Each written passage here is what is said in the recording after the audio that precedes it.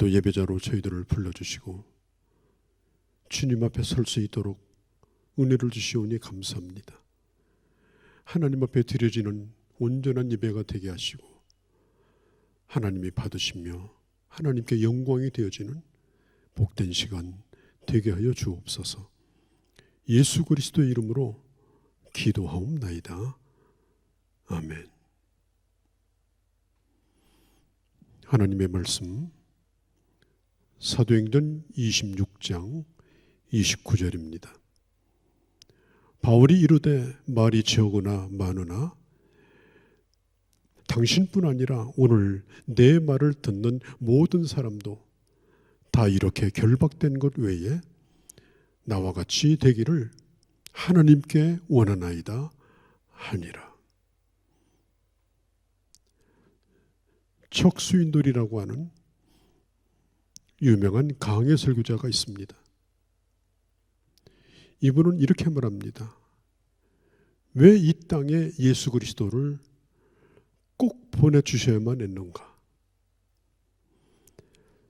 만일 인간에게 필요한 것이 정보였다면 우리에게 교육자를 보내주셨을 것이다. 우리에게 필요한 것이 기술이었다면 하나님은 기술자를 보내주셨을 것이다. 우리에게 가장 필요한 것이 돈이었다면 경제학자를 보내주셨을 것이다. 우리에게 필요한 것이 쾌락이었다면 연예인을 보내주셨을 것이다. 그러나 인간은 하나님을 만나는 것이 가장 중요하기 때문에 하나님과 사람 사이에 오직 하나이신 예수 그리스도 증보자 그분을 보내주셨다라고 말했습니다. 예수를 믿는다라고 하는 것은 훌륭한 성인을 믿는 것과는 다릅니다. 성인은 아무리 위대해도 사람입니다. 사도 바울은 그가 예수를 만나기 전에 모든 것을 부족함이 없이 갖춘 그런 훌륭한 종교인이었습니다. 그는 사회적으로, 학문적으로 그 당시 유대교 종교사회에서도 장래가 촉망되는 그런 젊은이였습니다. 그런데 그가 어느 날 예수를 만납니다. 그리고 그 예수 그리스도로 인하여 그는 오늘 저 바닷가에 있는 로마 군인의 병영 안에 있는 감옥인 가이사랴 감옥에 지금 미결수로 갇혀 있습니다. 바울은 감옥에 2년여간 동안에 있는 동안에 두 사람의 총독과 그리고 많은 사람들을 만나는 중에 그 당시에 헤롯 아그리파 왕도 만나게 됩니다. 바울은 왕 앞에서 조금도 그는 구차한 말을 하지 않았습니다. 오로지 그 소중한 시간에 그는 구구절절 예수 그리스도만 증거하였습니다. 지금 자기 자신의 행색이 어떻든지 자기 자신의 처지가 어떻든지 그에게 중요한 것은 오직 복음이었습니다. 자기가 지금 감옥에 오기까지 살아있는 이 순간까지 자기가 존재하는 이유는 복음 때문이었습니다. 로마서 1장 14절에 바울은 일생토록 그가 복음의 빚진 자로 살았고 그리고 그 빚을 갚기 위해서 한순간도 그런 복음을 잊어본 적이 없습니다. 19절에서 21절에 보면 사도 바울은 이렇게 말합니다. 하늘의 부르심을 나는 거역할 수가 없었습니다. 내가 예수 믿는 사람을 핍박하기 위해서 다메섹으로 가고 있었습니다. 그런데 하나님이 나를 부르셨습니다. 그리고 내가 다메섹으로 들어가서 내가 만난 예수를 증거했습니다. 핍박하기 위해서 들어간 다메섹에서 이제는 핍박을 받아서 한밤중에 광주리를 타고 다메섹을 빠져나올 수밖에 없었습니다. 그때로부터 지금까지 나는 하나님의 도움을 받아서 높고 낮은 사람 불문하고 복음을 증거하게 되었습니다. 바울은 지금 말년에 이르러서 지금 죄수의 몸으로 붙들려 있습니다. 그리고 그는 감옥에 찾아오는 지위가 높은 사람들을 중심으로 그들에게 복음을 증거하게 됩니다. 만일 내가 감옥에 오지 않았다면 저 총독에게 그리고 저 고위직 관리들에게 그리고 오늘은 저 헤롯 아그리빠 왕에게 어떻게 복음을 내가 증거할 수 있었겠는가? 이것은 하나님의 도우심이고 이것은 하나님의 은혜라고 그는 말하고 있습니다. 오늘 내가 만나고 있는 사람들에게 복음을 전할 수 있음에 대하여 여러분 하나님의 은혜로 여기고 있습니까? 내가 저 사람과의 오늘 만남이 복음을 전할 수 있는 그런 기회로 하나님이 주신 것이라고 여러분 생각하십니까? 그렇게 생각하고 사도 바울은 감옥에 들어가서도 자기를 찾아오는 자에게 단 한 번도 구걸하거나 구명운동을 하거나 자기의 아쉬운 것을 말하지 않았습니다. 복음을 전했다면 결코 실패한 것이 아니다. 실패하고 성공하고 중요한 것이 아니다. 그 가운데서 복음을 전했는가? 그 가운데서 영혼을 건졌는가? 지금 사도 바울은 미결수로 그가 죽을지 살지도 모르는 상황에 놓여 있습니다. 지금 자기 자신은 저 로마 황제에게 가서 복음을 전하기 위해서 거기서 재판을 받기를 청원하고 있습니다. 그것은 곧 죽는 길입니다. 내가 어떤 처지에 있는가? 사람들이 나를 어떻게 보는가? 오늘 내가 그 사업에 성공했는가 실패했는가? 오늘 내가 원하는 대로 일이 잘 풀리는가? 몸이 건강한가? 아니면 병들었는가? 그것은 중요하지 않다는 겁니다. 오늘 이 처지에서 내가 복음을 전할 수 있다면 이것이 바로 하나님의 은혜고 이것이 바로 내게 주신 최고의 자리다. 바울은 그렇게 여기고 있었습니다. 이러한 바울을 보면서 당시에 베스도 총독이 24절에 보면 이렇게 얘기합니다. 바울아, 네가 많이 배웠다고 해서 다른 줄 알았더니 네가 배운 학문 때문에 네가 미쳤구나. 바울의 말이 떨어지자마자 이 베스도가 말합니다. 네가 미쳤구나. 많이 배운 것이 너를 미치게 했구나. 예수를 보통 믿을 때는 내버려 둡니다. 어차피 종교니까. 누구든지 종교 하나쯤은 갖고 또 종교인으로 살아간다는 것은 인생에 도움이 되고 수양에 도움이 되고 그리고 고급스러운 취미 정도로 사람들은 인정을 해줍니다. 그러다가 어느 날 깊이 들어갑니다. 그럴 때 사람들은 옆에서 충고합니다. 야, 예수를 믿어도 그렇게 믿으면 안 된다. 상식선에서 적당히 믿어라. 종교생활은 그 정도만 하면 되는 거다. 지금 사도 바울이 복음을 전하고 있는 그 모습을 볼 때 이 베스도 총독과 아그리빠 왕이 볼 때는 온몸이 다 거지 같습니다. 옷은 흐트러지고 머리는 헝클어지고 그의 모습은 부러워할 데가 한 군데도 없습니다. 마치 미친 사람으로 보였습니다. 그래서 충격을 받습니다. 저 사람이 미쳤구나. 이 베스도의 말대로 사도 바울은 학문이 아주 깊은 사람이었습니다. 헬라의 철학, 로마의 법학, 그 다음에 유대교의 율법, 그리고 다양한 언어를 구사할 수 있었고 두루두루 통달하지 못한 것이 없었습니다. 그 당시 유대교 사회에서 장래가 촉망되는 젊은이였고 특별히 모든 유대인들이 부러워하는 로마 시민권을 가지고 있었던 사람이었습니다. 그런데 어쩌다가 이렇게 됐는가? 이해할 수가 없었습니다. 미쳤다는 말밖에는 다른 얘기를 할 수가 없었습니다. 그래서 바울아, 네가 미쳤구나. 그런데요, 예수님도 미쳤다는 말을 들으신 적이 있습니다. 요한복음 10장 20절에 보면은 제가 귀신 들려 미쳤거늘. 마가복음 3장 21절에 예수님의 가족들이 미친 예수를 집으로 데리고 가려고 데리러 온 적이 있었습니다.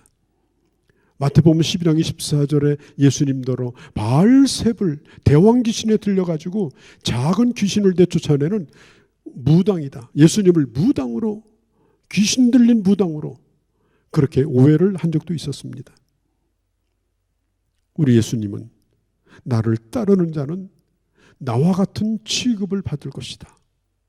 미친 자 취급을 받을 것이다. 그렇습니다. 모든 것을 땅에 걸고 땅의 가치관을 가지고 땅에 쌓고 살아가는 사람과 이 땅을 뛰어넘어 하늘의 소망을 가지고 하늘의 가치관을 가지고 살아가는 사람이 어떻게 같을 수가 있겠습니까? 이 매니안이라는 말은 헬라어로 미쳤다는 말인데, 이게 열매를 틀 속에 가득 넣고 큰 돌을 눌러서 진직에서 진이 나오는 그런 것을 의미합니다. 그러니까 그 속에 가득 들어있는 것이 밖으로 나가는 겁니다. 이 미쳤다고 하는 말은 그 진이 빠져나오지 않을 수가 없습니다. 왜? 진 누르고 있기 때문에.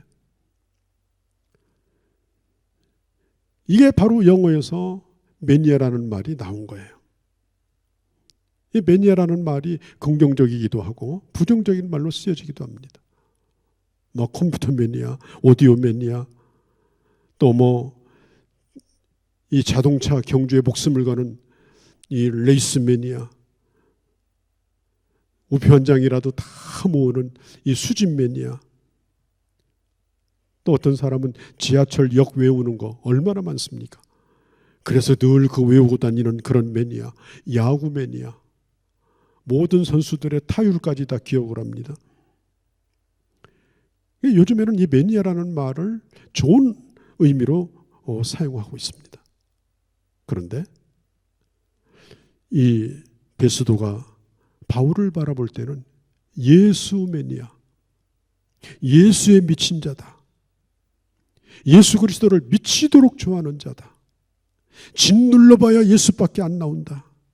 그의 모든 속에는 예수가 가득 찼다. 지금 그런 의미로 너는 미쳤다라고 말하고 있는 것입니다. 어떤 목사님이 낚시를 아주 좋아했습니다. 틈만 나면 낚시질을 하러 갑니다. 어느 날 저녁 늦게까지 낚시질을 하는데 저 들러 모여 있는 교회에서 종소리가 들립니다. 자기가 목회하는 그 교회였습니다. 무슨 종인가 싶었더니 그게 바로 그날 수요일 저녁 예배 종소리였습니다. 무엇의 마음을 뺏기고 삽니까? 지금 여러분들 속을 짓누르면 뭐가 도대체 쏟아져 나오겠습니까?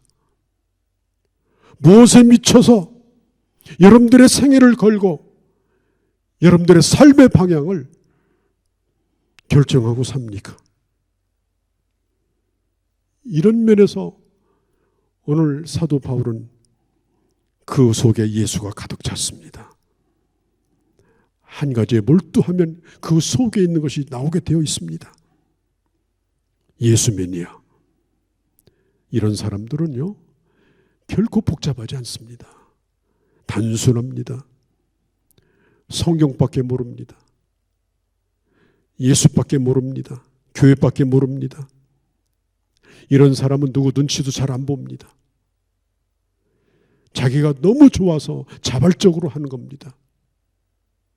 이런 사람은 다른 욕심도 없습니다. 바라는 게 아무것도 없습니다. 가난하고 부유한 거 관심 없습니다. 자기가 좋아하는 것을 하고 있기 때문에 그것으로 만족합니다. 저는 우리 대한민국도 차기의 대통령 하실 분은 아무것도 바라는 것이 없는, 임기 동안에는 난 단 한 1원도 돈을 먹지 않겠다, 어떤 이권에도 참여하지 않겠다, 그러면요 대한민국을 개혁할 수 있습니다. 깨끗하면 단호하게 개혁할 수 있습니다. 저는 그런 분이 대통령이 되기를 원합니다. 예수 그리스도를 믿는 사람은 오직 예수 그리스도로 말미암아 그 안에 주님이 가득 찼기 때문에 다른 것이 존재하지 않습니다. 그래서 단순하고 단호하게 자기 자신을 다 잃어버릴 정도로 그는 자기 안에 있는 예수 그리스도를 그는 증거합니다. 결코 종교인으로, 주의 일을 한다고 하면서 전문 종교인으로, 또 교회를 섬긴다고 하면서 평신도 종교인으로 그렇게 살지 않습니다. 진짜로 예수 그리스도인으로, 그리스도의 미친 자로 살아갑니다. 이런 사람들은 보통 사람들이 이해를 잘 못합니다. 사도행전 2장에 보면 마가다락방에 모인 120명의 사람들이 성령 충만함을 받아요. 거기에 모여있는 사람들은 평범한 사람들이에요. 어부 출신이고 여인들이 많고. 그런데 성경이 이렇게 말합니다. 어떤 사람들이 조롱하여 가로되 저들이 세술에 취하였도다. 세술에 취하였도다. 여러분, 술 먹기 전과 후가 달라요. 얼굴색이 다르고 말이 다르고 행동이 다르고 완전히 사람이 바뀌어버려요. 바로 예수 그리스도를 믿고 성령 충만함을 받고 그리스도에게 붙들려 있는 그 사람들, 그게 바로 초대교회 시작이었습니다. 예수의 미친 자들입니다. 그리고 그들이 교회를 세웠습니다. 초대교회가 세워졌고 부흥이 일어났습니다. 예루살렘으로부터 사마리아, 그리고 안디옥과 그리고 아시아와 로마까지 그들이 바로 출발점이었습니다. 이들이 있어야 교회가 부흥됩니다. 이들이 있어야 하나님의 나라가 확장됩니다. 이들이 있어야 주님의 복음은 거침없이 이 땅에 증거되는 것입니다. 예수를 진정으로 만난 사람들은 이게 사상이나 종교나 어떤 이념이 아닙니다. 예수 그리스도는 곧 생명입니다. 사도 바울이 25절 26절에 보면 이렇게 말합니다. 베스도 각하여 저는 미친 것이 아닙니다. 지금 맑은 정신으로 제가 진리를 말하고 있는 겁니다. 그리고 지금 제가 말하는 이 일들은 어떤 한 구석에서 은밀하게 일어난 그런 일이 아닙니다. 그리고 왕께서도 이걸 다 알지 않습니까? 이 모든 일에 대해서 이미 다 듣지 않았습니까? 27절에 보면 바울이 왕에게 도전합니다. 왕도 예수님의 부활에 대해서 분명히 들으시지 않았습니까? 왕도 선지자들을 인정하지 않습니까? 이 질문 앞에서 헤롯 아그리빠는 할 말을 잃어버립니다. 반격할 힘이 없습니다. 당황하고 있습니다. 사도 바울이 집중하여 지금 이 베스도에게 말하지 아니하고 그 헤롯 왕에게 말을 합니다. 베스도는 로마 시민이기 때문에 성경에 대해서 기본 지식이 없습니다. 그러나 헤롯은 잘 알고 있습니다. 그래서 헤롯 왕에게 집중적으로 복음을 말합니다. 이게 바로 전도 전략입니다. 집중의 원리. 아니 왕이요, 온 천하가 다 알고 있는 것을 지금 시침이 떼고 모른다고 합니까? 우리는 전도할 때 두 마리 토끼를 다 못 잡습니다. 한 사람에 집중하는 겁니다. 그러면 분명한 열매가 생깁니다. 교회를 다녀봤던 사람이면 좋고 성경을 조금이라도 아는 사람이면 더 좋습니다. 그런 사람들은 우리가 기피할 필요가 없습니다. 적극적으로 전도해야 됩니다. 사도 바울은 그래서 아그리빠 왕에게 집중하여 하여 접근합니다. 지금 당신은 예언자를 알고 있고 예수님의 부활을 알고 있는 사람 아닙니까? 이미 다 듣지 않았습니까? 그러니까 아그리파 왕이 당황합니다. 28절에 보면은 왕이 네가 짧은 말로 나를 그리스도인 되게 하려는구나. 이 말은 내가 지금 그리스도인이 되게 생겼구나 이런 뜻이에요. 지금 왕이 심하게 흔들립니다. 지금 겨우 버티고 있습니다. 이렇게 나가다가는 지금 예수 믿게 생겼습니다. 네가 몇 마디 안 되는 말로 나를 신자를 만들려고 하는구나. 어지럽구나. 나무 위에 올라가 있는 사람을 밑에서 흔드는 것처럼 지금 정신을 차릴 수가 없습니다. 곧 떨어질 것 같습니다. 이 강력한 복음 앞에 지금 이 헤로드 왕은 흔들리고 있습니다. 왕이요, 내가 말이 적으나 많으나 그게 무슨 상관이 있습니까? 오늘 내 말을 듣는 이 모든 사람들, 옆에 계신 총독도 마찬가지고, 내가 결박당한 거 외에, 내가 결박당해서 쇠고랑을 차고 이렇게 행색이 참 이렇지만, 이거에 어쩔 수 없지만, 그러나 이것 외에 내가 예수 그리스도를 믿고 하나님의 사람으로 살아가는 이 모습은 당신들도 나처럼 되기를 원합니다. 내가 그렇게 하나님 앞에 원합니다. 얼마나 놀랍습니까? 당신도 나처럼 되기를 원합니다. 누가 감히 지체 높고 자기의 앞길에 대해서 생사에 어떤 영향을 끼칠 수 있는 그런 사람에게, 감옥에 있는 사람이 뭔가 아쉬운 얘기를 하고 뭔가 청탁을 넣고 좀 애원을 하고 얼마든지 이럴 수 있지 않습니까? 그런데 말합니다. 내가 결박당한 거 난 아무렇지도 않다. 이건 중요한 것이 아니다. 내가 결박당한 거 외에 내가 믿는 예수 그리스도를 믿는 나 바울, 하늘의 소망을 가진 나 바울, 당신들도 나처럼 되기를 원한다. 하나님이여 저 사람도 나처럼 되게 없어서라고 바울이 거기서 기도하고 있는 장면을 볼 수가 있습니다. 예를 들면 바울이 이렇게 말했다고 합시다. 폐하여, 내가 평소에 당신을 존경했고 기독교에 대해서 호의적이라는 말도 들었습니다. 그러니 나를 좀 빼내주세요. 나를 좀 살려주세요. 왕권으로 좀 내게 도움이 되어주세요. 그는 그렇게 말하지 않았습니다. 당신도 나와 같이 되기를 원합니다. 오늘 내 형편 이대로 나는 만족합니다. 내 과거에 대해서도 감사하고 오늘 현재에 대해서도 감사하고 내 미래는 제가 하나님 앞에 맡겼습니다. 오늘 이 순간 내가 당신에게 하나님의 말씀을 전할 수 있는 처지라면 나는 이 처지가 내게 주신 가장 좋은 은혜입니다. 내게 주신 가장 좋은 자리입니다. 이 순간이 참으로 귀합니다. 사도 바울은 자기 자신이 지금 미결수로 고생을 하고 있지만은 자기 죄 때문이 아니라, 자기 허물 때문이 아니라 복음 때문이라는 사실을 깨닫고, 그리고 오늘 이 복음을 전하는 이것에 대하여 얼마나 자랑스럽게 생각하는지 오늘 이 모습을 여러분 집중하여 볼 수 있기를 바랍니다. 자식을 길러놓고 마지막에 아버지가 자식들에게, 얘들아, 아버지처럼 살지 말라. 니네는 잘 살아라. 자기 아내에게, 여보, 나처럼 살지 마세요. 나를 본받지 마세요. 이제 내 굴레에서 벗어났으니까 더 잘 살아보세요. 여러분, 이 얼마나 비참한 일입니까?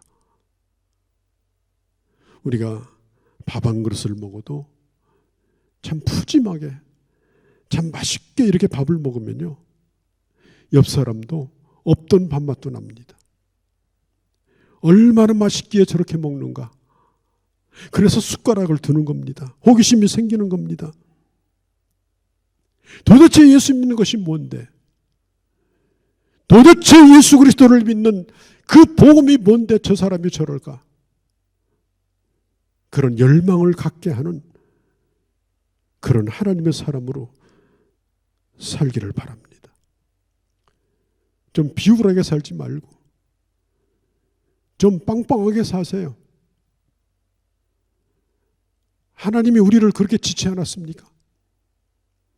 하나님께서 우리를 지을 때 얼마나 멋지게 지으셨어요. 창세전에 우리를 예정하시고 마지막 날 영원롭게 하시려고 오늘도 모든 것을 합력하여 서로를 이루고 계신 그 하나님 아닙니까? 그래서 오늘 내가 그 사람을 만나고 그 처지에 있고 내가 그 말을 할 수 있는 거 아닙니까? 당당하지 못할 이유가 어디 있고 주저할 이유가 어디 있습니까? 너도 나처럼 되라. 여러분 자녀에게 그렇게 말할 수 있기를 바랍니다. 여러분들의 남은 자들에게 당신들도 나처럼 되라. 그렇게 말할 수 있기를 바랍니다. 어떤 대통령이 기자들의 질문에 엉겹결에 이렇게 말했습니다. 내 무덤에 침을 뱉으시오. 얼마나 기가 막힌 얘기입니까? 얼마나 후회스러운 얘기입니까? 사도 바울은 예수 믿는 나, 하나님의 사람인 나, 내 안에 있는 복음의 그 소중함, 그것 때문에 오늘 내 겉모습을 뛰어넘어서 당신들도 내처럼 되는 것, 그게 내가 바라는 바입니다. 나처럼 기도하시기 바랍니다. 나처럼 전도하면 잘하는 겁니다. 나처럼 예배드리면 잘 드리는 겁니다. 나처럼 사랑하면 잘 사랑하는 겁니다. 나처럼 예수 믿으면 잘 믿는 겁니다. 나를 본받으십시오. 평생을 살면서 모든 사람들이 진정으로 나와 같기를 원하는 마음으로 정말 부러울 것이 없이 아쉬울 것이 없이 다른 사람을 내가 닮아가고 다른 사람을 부러워하는 것이 아니라 스스로가 만족하고 주님 때문에 행복한 나를 다른 사람들이 본받기를 그런 원하는 사람으로 살아가시고 그리고 그들에게 이런 예수를 믿으세요. 이렇게 살면 행복합니다. 그렇게 말할 수 있는 그런 간증이 차고 넘치는 그런 복음을 전할 수 있는 멋진 하나님의 사람으로 살아갈 수 있기를 바랍니다. 거룩하신 우리 아버지,